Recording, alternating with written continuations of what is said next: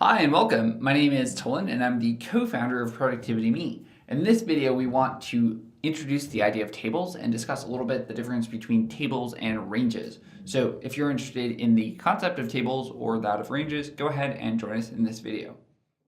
If you want to follow along, go ahead and download exercise file 07.01. You can find a link to download this file in the description portion of this video.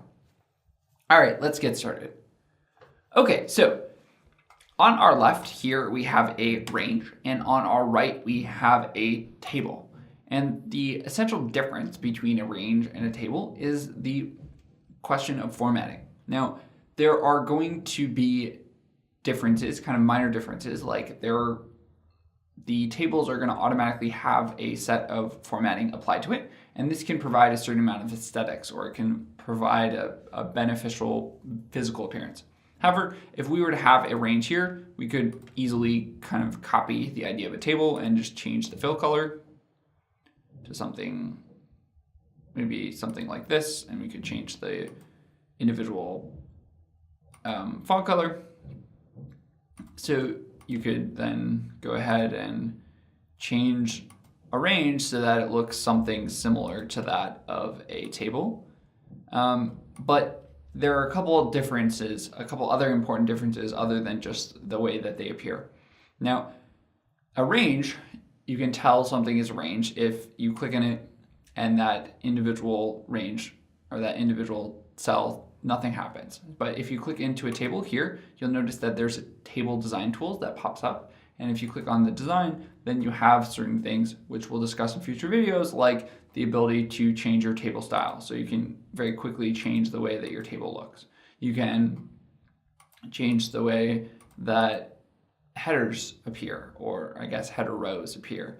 You can change whether or not your tables have filters and other individual items. So there are some major benefits of using a table. Another kind of difference that we'll discuss just, I guess, very briefly is the idea of how Microsoft Excel will internally reference that individual item. So if we were to say, put the equal sign, then when we click here, you'll see that it's referring to D6. And if we were to refer to that same kind of type of reference in the table, it will have a slightly different nomenclature. Rather than say, refer to the cell of I6, it would refer to essentially left bracket and then at department and a right bracket. And we'll hit enter, and you'll notice that that will automatically enter, that will automatically create a new column within a table just because the way tables are organized. So there are different individual things that you can learn from and benefit from using a table. The last kind of thing that we'll mention in this introduction is the idea of going ahead and using this table range or this table name. So if you were to click in a regular range, again, you wouldn't have that format section.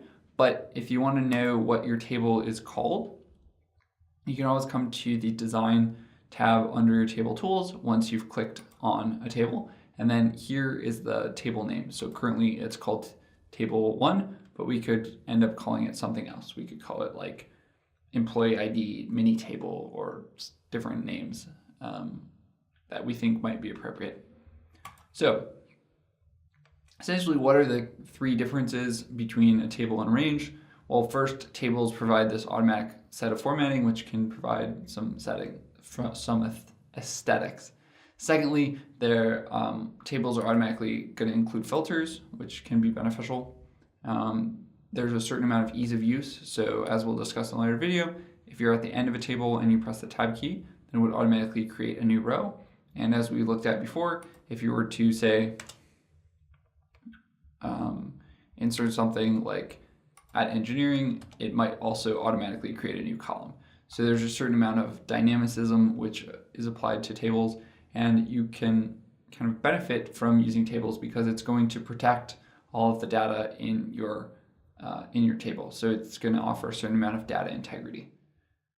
So that was a lot of information. In our next video, we're going to go ahead and look at how to both insert tables and then look at the different context tabs or the contextual tabs, mostly that of the design tab within Microsoft Excel. So join us for that in the next video, and we'll see you again soon. Thanks for watching.